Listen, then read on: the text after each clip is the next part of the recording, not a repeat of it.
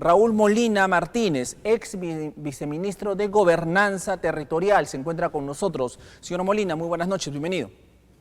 Buenas noches, Carlos. ¿Cómo estás? Saludos a tus televidentes. Un gusto estar, tenerlo aquí porque con la experiencia, el expertise que usted tiene nos puede dar una mirada amplia de lo que está ocurriendo en nuestro país.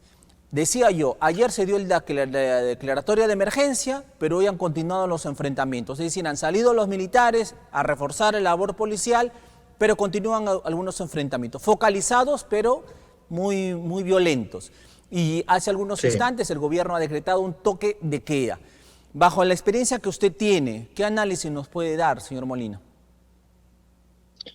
Lo primero es ser conscientes que es muy grave la situación que está habiendo en el Perú en términos de conflicto entre peruanos, porque uniformados o no, todos somos peruanos y el nivel de violencia y de radicalidad que está viendo en algunos de los sucesos como los que se han visto hoy día en Ayacucho es muy preocupante y además exacerba las oportunidades de que hayan muertes y heridos como ha sucedido hoy día en Huamanga, porque nuestra Fuerza Armada no está entrenada para lidiar en conflictos civiles. Entonces, lo que está faltando en la estrategia del gobierno, ya lo he dicho en entrevistas anteriores, es un eje tan importante como el de orden público que se está poniendo en juego con el estado de emergencia o el toque de queda o la inmovilización social, como lo han llamado, retomando la denominación del periodo COVID, es un eje de diálogo. Si no se trabaja un eje de diálogo descentralizado, acercándose a las poblaciones de los lugares donde está habiendo más conflicto, no vamos a poder superar esta situación porque este no es un problema de conflicto social como los que vemos en otros casos donde hay una agenda local. Es un conflicto político y además que actores que tienen intereses particulares están aprovechando el descontento de la población para exacerbar el conflicto, atacar instalaciones públicas o privadas y provocar los hechos dolorosos como los que han habido hoy día en Ayacucho y en días anteriores en Arequipa y en Andahuaylas. Entonces hay que enfrentar esto con armas de la democracia, que son tanto las de orden público, pero las otras son las del diálogo. Y a veces me dicen, pero ¿con quién vas a dialogar? Hay que buscar a los actores, hay que trabajar con los gobernadores, con la Defensoría del Pueblo, con las iglesias y buscar actores con los que dialogar. Y si los actores que están en la calle no quieren dialogar, invitar a dialogar a las organizaciones más representativas de los departamentos, organizaciones campesinas, organizaciones de pequeñas empresas, organizaciones de mujeres, organizaciones de jóvenes y comenzar a que los peruanos y peruanas sientan que el gobierno está escuchando. Hoy día hemos tenido un debate en el Congreso donde están discutiendo fechas y parecería que no hay ninguna voluntad de escuchar la demanda ciudadana de adelanto de elecciones y nos estamos agarrando de cuestiones formales para dilatar el asunto. Exacto. Exacto, sin embargo, como usted bien dice, el diálogo, pero el diálogo en provincias, el diálogo en el interior del país, o sea, escuchar a la ciudadanía de cerca, en sus territorios, en sus provincias, en sus regiones, eso Sin, funcionaría más efectivo, sería más efectivo. sin, sin ninguna duda, Carlos. O sea, el diálogo no es en Lima. Los ministros, hace días que están hablando que los ministros van a ir a provincias y hasta ahora se ha visto eso muy tenue. Tengo entendido que por ahí hay un par de ministros que han ido a un lado y alguno más a otro, pero sin ninguna relevancia. Tiene que ser una ofensiva de diálogo en varios departamentos a la vez, con un discurso público muy claro desde la propia señora presidenta, indicando que hay un compromiso del gobierno de escuchar a la gente y eso que la gente diga ahí en sus departamentos tiene que llegar al Congreso de la República y todos los peruanos y peruanas tenemos que exigirle al Congreso de la República que escuche la voz de los ciudadanos y también a los organismos electorales que están agarrándose de la ley y que necesito 15 meses, que necesito 14 meses. Por favor, o sea, si hay voluntad política, los plazos se pueden acortar para que la población sienta que está siendo escuchada. Es claro que la población tiene animadversión por el Congreso de la República. Y si el Congreso de la República y los que están dentro de él no escuchan eso, lo que vamos a tener es una situación cada vez peor. Y nadie quiere eso para el Perú. Señora Molina, usted me está diciendo entonces que no va a funcionar ningún estado de emergencia, no va a funcionar ningún toque de queda. El grado de violencia va a aumentar mientras el Congreso no resuelve esto. Por lo tanto, es el Congreso que está de alguna manera azuzando a la población por no tener una respuesta rápida y clara en torno a las elecciones. Carlos, te lo pongo de esta manera. El gobierno, los gobiernos son instrumentos de las sociedades. Los gobiernos tienen que responder a la voluntad general de las sociedades a las que gobiernan. Si los gobiernos no responden, las sociedades pueden ser muy violentas para exigirle al gobierno que escuche su voz. Y si el Congreso no escucha la voz de la gente, lo que va a terminar siendo es responsable de que la situación de violencia se exacerbe. Y lo mismo el Ejecutivo tiene que acercarse a la gente, porque el que puede hacer eso de manera más integrada es el Ejecutivo. Y el Ejecutivo tiene que llevar la voz de la gente al Congreso. Y si el Congreso no escucha, quedará claro de quién es la responsabilidad. Pero tanto que el Ejecutivo como el Congreso tienen una obligación de mostrarle a los peruanos y peruanas que un Estado que durante 200 años no ha escuchado, sobre todo a los peruanos y a las peruanas de las zonas más alejadas, es capaz de cambiar ese comportamiento y acercarse a ellos y escuchar su voz. Y si su voz nos obliga a cambiar las leyes, pues tendremos que cambiar las leyes. Y por lo tanto, tendremos que ajustar los mecanismos y los plazos electorales para que la gente sienta que un Congreso que no le ha respondido está dispuesto a irse. Porque la voz que está predominando en provincias es elecciones generales y cierre del Congreso. Y al lado de eso hay que explicarle a la gente lo que hizo el señor Castillo. Porque en muchas provincias del Perú la gente cree que a Castillo le dieron un golpe. Sí. Y no tiene claro que fue Castillo el que hizo un golpe. Efectivamente. Y el Congreso cometió un error enorme al festejar como un triunfo ese error que hizo Castillo, que él solo se disparó en la boca. El Congreso no hizo nada. El Congreso nunca vacó a nadie. No hizo absolutamente nada. Y ahora el señor Castillo desde la prisión anda publicando pronunciamientos en papel de cuaderno azuzando a la población. O sea, si el señor ha subvertido el orden constitucional y está detenido por eso, yo no sé por qué lo dejan que con su celular hable como si estuviera libre. Efectivamente. Sobre todo cuando lo que está haciendo es azuzando a la población. Ahora, le han dado 18 meses de prisión preventiva justamente al señor Pedro Castillo.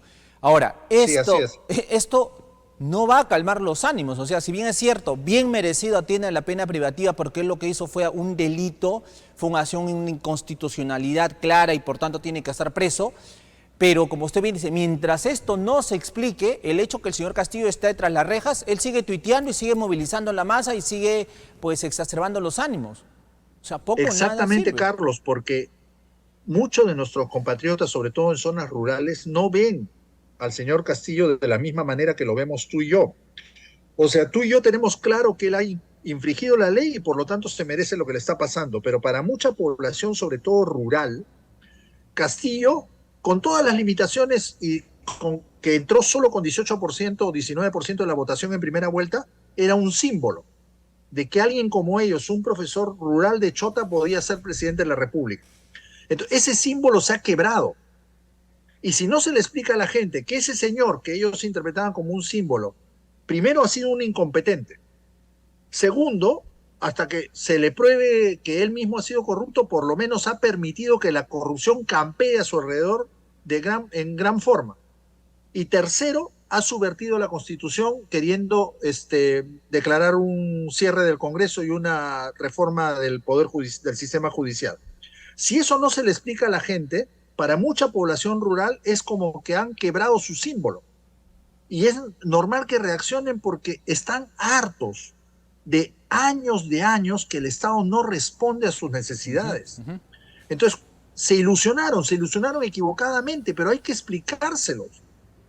Hay que hacérselos entender porque no lo ven igual que tú y yo y que muchos peruanos y peruanas que vivimos en las ciudades y tenemos una mirada distinta de las cosas. Y Entonces, hay que sí. entender que el Perú no es un país unificado, no es un país donde todos vemos las cosas igual. Hay que entender que el Perú está formado por varios Perúes. Este es uno de las sociedades menos cohesionadas de América Latina, donde hay más Efectivamente. fractura social. Sin embargo, Si estas, no aceptamos y entendemos eso, no vamos a poder reaccionar correctamente a lo que está sucediendo ahora, muchas de estas demandas son justas. Muchas de estas sin ninguna demandas duda. efectivamente tienen que ser escuchadas. Han sido marginados, olvidados, relegados, en fin, por el Estado y por los gobiernos. Sin embargo, estas demandas, que pueden ser justas y las cuales apoyamos, se deslegitiman con este grado extremo de violencia. Entonces, Sin allí ninguna es duda, donde se sin ninguna desnaturaliza duda. todo y no Por hay eso capacidad de diálogo, los ¿no? instrumentos de orden público están bien, pero no podemos trabajar solo sobre ese plano, porque eso genera mucho riesgo de más muertes y más heridos, porque esos agentes que sean, o esos operadores políticos, o esos intereses ilegales de minería ilegal, de narcotráfico, que se han montado sobre las protestas, los muertos les conviene Exacto. para radicalizar la situación y utilizan a nuestros jóvenes. Muchos de los muertos son jóvenes, jóvenes que probablemente no estudian ni trabajan y son utilizados por estos asusadores o operadores políticos que se montan en una legítima demanda de la población e instan a estos jóvenes a exacerbar la violencia cada vez más. Y muchas veces son jóvenes que no tienen expectativas de futuro, que sienten que la sociedad no les ofrece nada, entonces pueden estar mucho más dispuestos a participar o ser parte de estallidos de violencia. Entonces, no podemos poner todo el peso solo en la Policía Nacional y las Fuerzas Exacto. Armadas porque aumentamos el riesgo de más muertes y heridos. Hay que trabajar en el plano político, en el plano comunicacional, para poder ir bajando poco a poco la temperatura. Y como bien dices tú, eso no tiene que ser en Lima, tiene que ser en cada territorio, en particular en donde está habiendo mayor violencia. Señora Molina, el gobierno de Dina Boluarte intenta poner orden, pero lo está haciendo desde el plano ya, como usted bien dice, utilizando la Fuerza Armada y la Policía Nacional. Que la población de alguna manera reclamaba también que salga la Fuerza Armada, que salga la Policía Nacional a recuperar el orden en el país. Sin embargo, esto también está generando enfrentamientos. Señora Molina, bajo su experiencia, ¿cuánto puede soportar el gobierno de Dina Boluarte? ¿Cuánto puede soportar esta estrategia? Hoy tenemos 7 fallecidos en Ayacucho, más de 50 heridos. ¿Cuánto puede sostenerse un gobierno si no se reacciona en otras estrategias? Y el Congreso también no hace su papel. A ver, si lo contesto desde la teoría, Carlos, mi respuesta tendría que ser muy poco, pero también tendría que decirle a tus televidentes que el escenario de una caída pronta del gobierno de Dina Boluarte puede ser peor. ¿Quién gobernaría? ¿El señor Williams, que no puede ni siquiera manejar el pleno del Congreso? O sea, por lo menos la señora Boluarte ha hecho el esfuerzo de conformar un gabinete con ministros mejor calificados que la serie de ministros que duraban el tiempo de una servilleta de papel que ponía el señor Castillo. Démosle la oportunidad como gobierno provisional de poder estabilizar la situación y recuperar poquito a poquito la capacidad de acción del Estado, que no era muy buena, pero el señor Castillo la anuló por completo con la gran colección de incompetentes que puso en las dependencias públicas. Vamos a tener gobernadores nuevos que recién van a empezar, alcaldes nuevos. Estabilicemos un poco la situación. Entonces yo le pediría a los peruanos y peruanas es que démonos la posibilidad de tener una transición de un año, aspiremos a tener elecciones digamos, entre el tercero y el cuarto trimestre del año que viene. Ojalá que los organismos electorales y el Congreso se convenzan que podemos abreviar plazos, podemos trabajar para tener elecciones en septiembre o octubre, no en diciembre. Porque le están diciendo a la gente, ya, o sea, como tú no quieres 2024, te voy a dar diciembre del 23. Y le dicen, pero la segunda vuelta sí tiene que ser en el 24. Eso no va a aplacar a la gente está muy molesta, con todo derecho, y si no se escucha eso, la situación se va a poner peor. Pero si se pone peor, ¿qué significa? El presidente del Congreso pasa a gobernar por 8 meses y medio, 9 meses, convocando elecciones generales. Va a ser lo mismo, pero Exacto. con una tensión adicional que es un nuevo cambio de gobierno. Démosle la oportunidad a este Consejo de Ministros donde hay gente muy buena, la ministra de Educación, la ministra de Vivienda, son personas muy calificadas, la ministra del Ambiente. Entiendo Terrible. que ojalá cambien pronto al presidente del Consejo de Ministros porque el señor ha mostrado que no tiene el perfil político que se necesita, no está conduciendo una ofensiva de diálogo, que creo que es lo que hay que hacer, Ujú. pero creo que el escenario de un nuevo cambio de gobierno en manos de la presidencia del Congreso va a generar más tensión y no va a resolver el problema. Entonces, tenemos que comenzar a calmarnos y para que la gente se calme, tiene que sentir que es escuchada, pero sobre todo que su voz se va a expresar en las decisiones de gobierno. Y podríamos comenzar poquito a poquito a armar un diálogo sobre salud, armar un Sí. diálogo sobre educación, armar un diálogo sobre agricultura, sobre necesidades principales de infraestructura con los nuevos gobernadores y que la gente sienta que la maquinaria estatal, por primera vez en la República, comienza a voltear hacia las personas. El drama del Perú, Carlos, es que no tenemos un Estado que escuche a la gente y que la gente sienta que lo que dice se transforma en política pública. Ujú. La escuchan y la gente siente que la mecen, que no Exacto. responden a lo que ella Ya no espera. hay confianza. Por una vez, escuchemos al Perú para que esos muertos que ya hemos tenido, su vida por lo menos haya servido para eso, para que sientan que el Estado comenzó a escuchar a los peruanos y a peruanas, sobre todo a los más excluidos. Señor Molina, yo termino con esta interrogante. Considero, y corríjame usted si tal vez he sido un análisis equivocado, que ahora la solución de este problema, de esta crisis, de este enfrentamiento entre peruanos, está en el Congreso de la República. Este Congreso desprestigiado, peor aún que en el gobierno de Castillo. Este Congreso que nos sigue de alguna manera dorando la píldora con este adelanto de elecciones. Este Congreso que, pese a los muertos que existen, no quieren irse y quieren ganar finalmente acrecentar este divisionismo que tenemos en nuestro país. Por lo tanto, la solución está en manos del legislativo y la pueden sacar hoy día, si desean, ojo, Y tiene que seguir en el año que viene porque tiene que hacer 2 legislaturas, porque tiene que modificar la Constitución, porque tiene que cambiar el día que está en la Constitución de asunción de un nuevo Exacto, gobierno, porque no podemos esperar al 28 de julio del 24. imposible. Vamos a tener que tener un gobierno que se instale en diciembre o los primeros días de enero del año 24. Pero la fecha tiene Y que salir entonces del está Congreso ya. totalmente de acuerdo que está en manos del Congreso y tiene que quedar claro si el Congreso termina siendo el culpable de que esta situación no se resuelva. Por eso Exacto. el Ejecutivo tiene que pegarse a la gente, no pegarse al Congreso, pegarse a la gente y llevar la voz de la gente. Y para los peruanos y las peruanas quede claro que el Congreso de la República podría ser el gran culpable de que esto no se resuelva y que la pelota no se quede en el Ejecutivo. Si el Ejecutivo sigue jugando solo al uso de la fuerza, la pelota puede quedarse en los pies del Ejecutivo. Y eso lo que va a provocar es que la situación se ponga peor de lo que ya es.